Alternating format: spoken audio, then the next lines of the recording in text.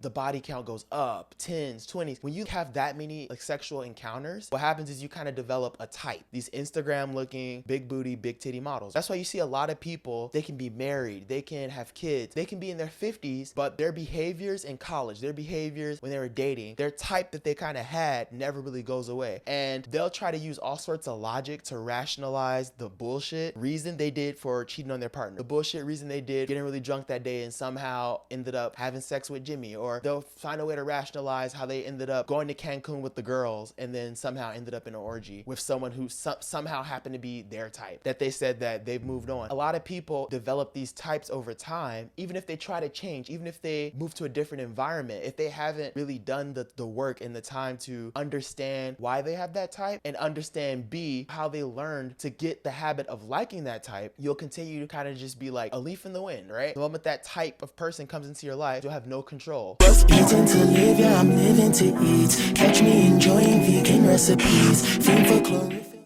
Greetings, it's your boy Gartatia. I am here waiting on my guest to come. He's stuck in traffic for Treehouse episode 58. In the meantime, though, I've just been completely confounded by this concept of people's standards and how people kind of choose to lower their standards and raise their standards. And it's just been so interesting to me. And hopefully this video can give you a lot of contrast and perspective if you've been looking at life through a lens that you don't want to look through it anymore. If you've been stuck in cycles that you're trying to bypass, this is a video that can help you get a refreshed look at life and hopefully help you get rid of those limiting beliefs and break through those patterns and habits that keep you behind. What kind of got my brain, got the gears spinning, was I was just chilling on a hill and I was just thinking about nature again. And I was thinking about how in the early 2000s, there was this big news highlight about how a village in, I believe, like India was being terrorized by tigers. And they were losing like dozens of people. I think it was like over 50 people, kids, elderly, men, women, didn't matter, were just disappearing. So they did research and the tribesmen kind of were trying to figure out what happened. They found out there was actually this tiger on the loose. I think that was almost like a story for a Jungle Book, maybe. I think that was the inspiration behind it. But essentially, there was a tiger on the loose that was going around just eating people.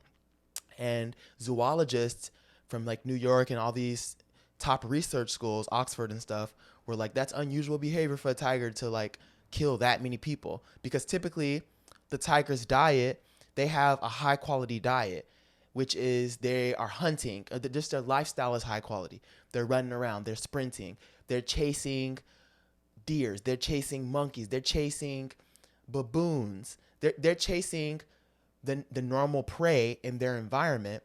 And just by the act of chasing these prey, which are usually fast, which are usually tough, some of them fight back, like certain deer and bucks and steers and stuff have horns, and it's a challenge for the tiger. The tiger will still overpower it, but it's not easy come. So because of that challenge of having to hunt, they stay in shape. They take care of themselves, right? And they live good lives. But, and this isn't part of the story. This is me kind of using my imagination. The scientists showed that the tiger, once it got a taste for man flesh, even though that's not its normal diet, it couldn't go back. So it went from, all this hard work looking for deer and having to hunt and like see tracks to hunt different species of snakes or whatever tigers hunt. Now we go from that to like, oh, I just got to go to the village and then catch this little kid lacking, and that's it. Like, no effort. Pull him up to my tree, dinner time, right? So it lowered its standards, basically. That tiger probably didn't evolve digestive wise to eat humans. Humans probably aren't the healthiest thing for the tiger lifestyle wise. It's not having to really work as hard. So probably that tiger probably wasn't healthy. Tiger was probably getting a little chunky, getting a little thick, probably had issues, probably didn't live as long because that's not its normal diet, So it got me thinking like, that's a very interesting parallel, because it got me thinking about my life, like back when I was bright-eyed, bushy-tailed, a virgin, freshman year of college, and how I was so interested in dating back then, but I had all these standards. I had all these standards in this checklist of the girl that I would date would have to have, where did I write that? I literally like wrote a book, but I had like a page in my journal, and it was like long hair, check. Likes Beethoven, check. Interested in Star Wars, check. Loves mythology and ancient history and Lord of the Rings, check. Likes art, check. Like likes this kind of music, check. And it was just all these checklists. Likes reading books and intellectual, likes playing outside. Like it was all these checks in order for the girl to meet my standards to even want to date her. And I say this story in my Welcome to the Gang video, but you know the story, so I kind of go through this personal development to get girls, whatever, and I do finally get her. She didn't meet all the standards, but by no means was she like a low quality person. She met most of those checks on the list, and that just shows the power of having a checklist. But the reason I'm saying that is I remember me having so many standards, not just looks department. I had standards in what kind of literature she likes to read. I had standards in what kind of music does she listen to. I had standards in what kind of friends does she have. I had standards in like what's her relationship with her family. I had all these standards, and then I remember our relationship ending in disaster, and basically she breaking up with me, and then me going through a depressed phase, and then the whole going into the fuckboy whole get back on girls, these girls ain't shit phase. And I remember slowly after that my standards just tanked. And I'm using that tiger analogy. I'm looking back at like why my standards tanked, and I'm kind of analyzing that. And I just noticed the process was it started off, where it's like, okay, I'm at a club, I'm at a party, right? And it's like I'm really drunk, and first of all, you don't even have enough time to really get to know these people in these environments. I was in environments where it made kind of looking at that checklist, looking at the standards, right, impossible. Because how am I gonna check if she likes to listen to Beethoven and likes to do crossword puzzles in her spare time, when it's fucking EDM music blasting at airplane rocket sound levels, right? And I'm like 3 Jack Daniels in to like, no, it's literally like making out and then sex, right? So naturally my standards just went down. And what happened was after a few times, all it takes, just like the tiger, all it needed was that one time to kind of taste like human flesh and just see how easy that was. And it was like a complete body, mind, lifestyle change for the tiger. It was like, oh, I'm never going back to chasing monkeys. I'm never going back to, hunting deer. I'm never going back to that, because it's like, oh, I can just get humans, which like it gets the job done. It gets me full, it feeds my family, whatever, and I don't got to do as much work. So that's kind of what it is. It was the high standards that I had took more work for me to accomplish, and I kind of wanted to have my cake and eat it too. I wanted to just get that satisfaction of the validation of, that 8 or that 9 or that very attractive girl sleeping with me, so I could probably, I was terrible back then, brag to my friends about it, B, be seen with her and get like clout from that, and C, just that ego validation that like, oh, I'm enough, or I must be attractive because she liked me. And the problem with that was I was looking at it only from a look standards. All the other standards, the personality standards, the character standards, what kind of music does she like? Does she know how to cook? Is she kind? How does she treat other people in public?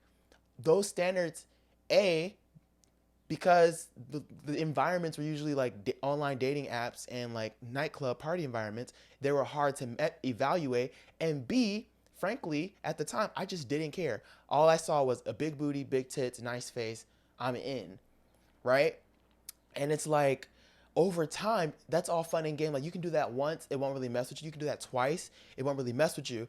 But when you have like the body count goes up, 10s, 20s, when you like have that many like sexual encounters, what happens is you kind of develop a type.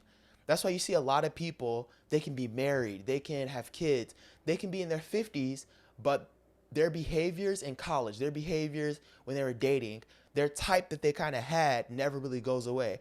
And they'll try to use all sorts of logic to rationalize the bullshit reason they did for cheating on their partner, the bullshit reason they did for getting really drunk that day and somehow ended up having sex with Jimmy, or they'll find a way to rationalize how they ended up, going to Cancun with the girls and then somehow ended up in an orgy with someone who somehow happened to be their type, that they said that they've moved on. So what happens is a lot of people, either consciously or subconsciously, develop these types over time, and then even if they try to change, even if they have moved on and have moved to a different environment, if they haven't really done the work and the time to understand why they have that type, and understand B, how they, because everything is programming, everything is learned. So how they learned to get the habit of liking that type, you'll continue to kind of just be like a leaf in the wind, right? If you're in a different environment away from that type, you'll be good. But the moment that type of person comes into your life, you'll have no control. It'll almost be, you'll be completely overwhelmed by the seduction, by the allure to get that, scratch that itch, to get that fix that you used to seek in that type of person. Like me, for instance, I was really into these Instagram looking big booty, big titty models, right?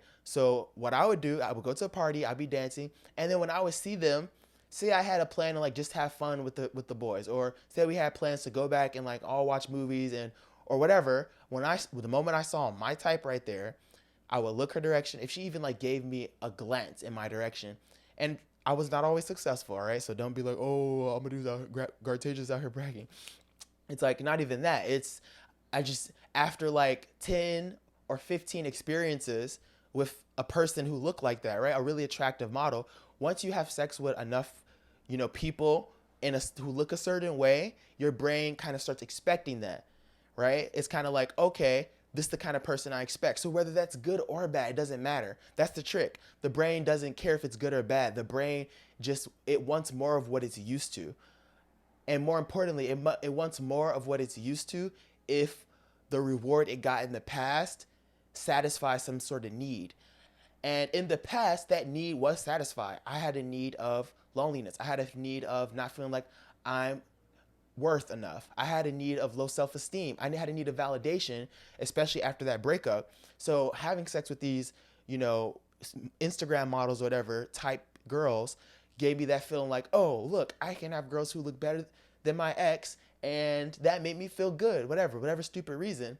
But what happened is, for the first 2 or 3 times, that was soothing for that part of the brain. But then, because a habit develops by that point, now you find yourself, you're still doing it, even if you've been doing the work, even if you've gotten over your ex, even if you've meditated, even if you've moved on, that it's become a habit now that's what you expect. And then that's how you see yourself in your 20s. You're still going clubbing every weekend with the boys. In your 30s, now you're sipping at the bar. You're there on St. Patty's Day. You're at Mother Hubbard's Inn, and it's like 4 a.m., and then the guards have to kick you out because you're just there getting drunk. Because it's like, part of you still wants to satisfy that itch when you see that type that's kind of a magnet to you, and you just want nothing more than to just have sex with that person. And it's like, you become mind hacked, and you just stay stuck in that. And I see so many guys, I see them lower their standards because of this, right? Say if they had all these standards of character, personality, it's just out the window. Like, people have high standards in every other area of life. People have high car standards.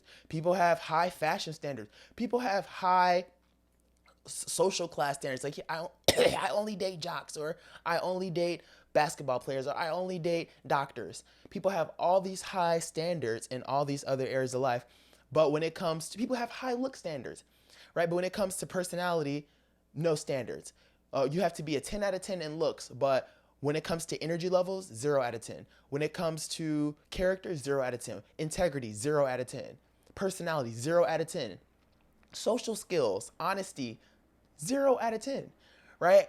And somehow people just stay content with this, and then they wonder why marriage is at an all-time low. Divorces are actually both marriages and divorces are at an all-time low.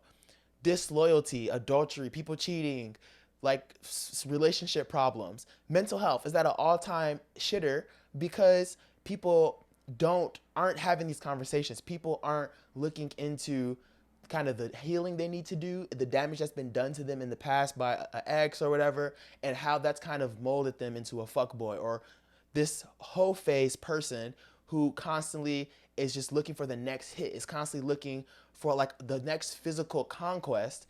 And the thing is, people a lot of times go into these relationships with that same mentality of a physical conquest, and then wonder why when they see another next shiny object, another big booty Instagram model, another, Kim Kardashian BBL type, They realize, oh, why do I feel like such lust to go try to sleep with her? And it's like, bro, it's literally because you have never healed from the fact that you feel the need to, scratch that itch. It's because deep down, you still, are going after the hope that sleeping with that person is gonna scratch that itch of, the lack of validation you had, the feeling of low self-esteem, or how your ex made you feel like you ain't shit, right? So you're still seeking that because you've never healed from that, right?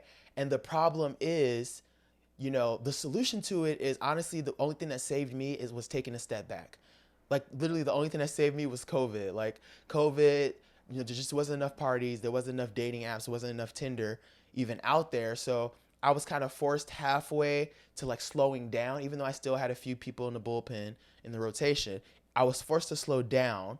And then through that slowing down, I kind of spent more time pondering, spent more time like, yeah, like I feel like a huge urge to, like, be on Instagram scrolling these Instagram models, like these big booty Instagram models. Like, why do I feel the need? I started asking questions like, why do I feel the need to like double tap her post? Why do I feel the need to slide in her DMs? I don't know nothing about her. I don't know her character.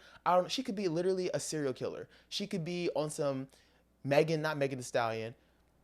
She could be on some, whatever, like Pill Cosby, but like pill you and then steal your shit. I don't fucking know, some Cardi B shit. There we go. Right? It's like, but it's like, just because she has the hourglass figure and she posts this picture with her ass at this angle from this probably Adobe Photoshop, whatever, that could just make me salivate and just want to like have sex with her, right? So I started questioning myself, like, why am I so easily, seduced? Why am I so easily like out of control? And I hated that feeling. So I just took on the challenge of, I'm going to take a break from dating, a break from dating apps. I deleted them, a break from all of that. And just for like 5 to 6 months, didn't have any sex, didn't talk to any girls, didn't do none of that.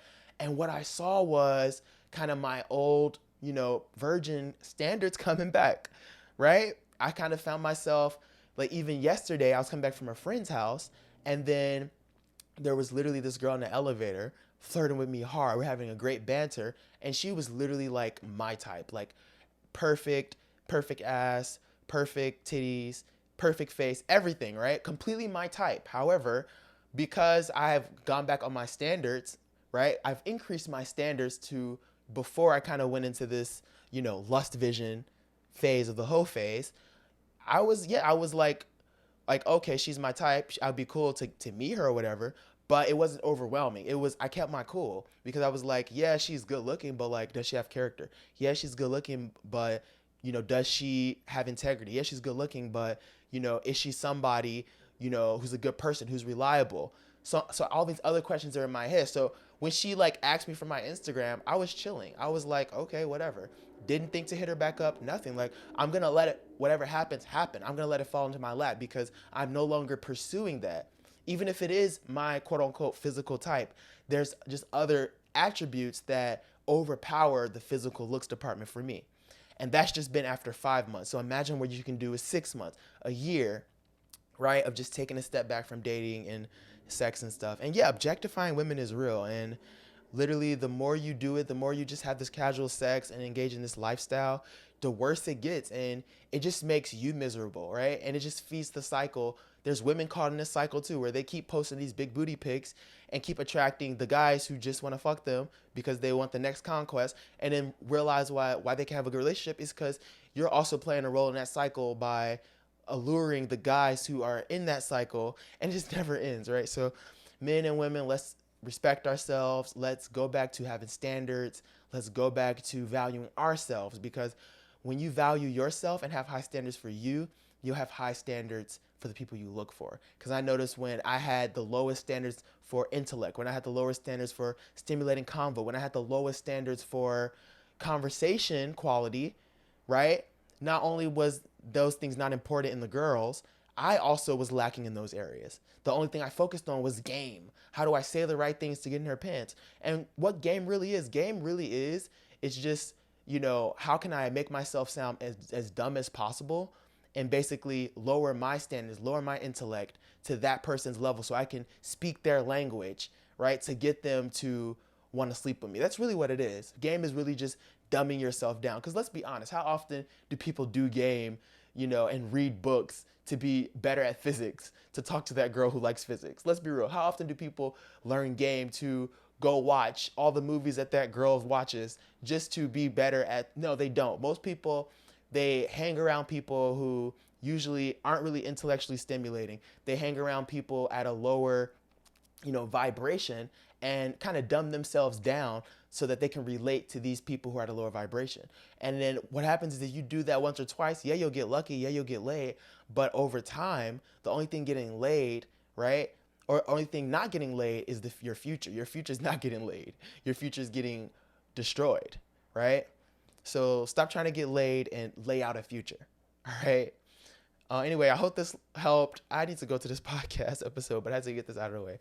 But yeah, I hope this helped give you all some clarity, and delete those fucking dating apps, please. And as always, stay hydrated, stay breathing in that good ass oxygen, and most importantly, stay basic. I love you.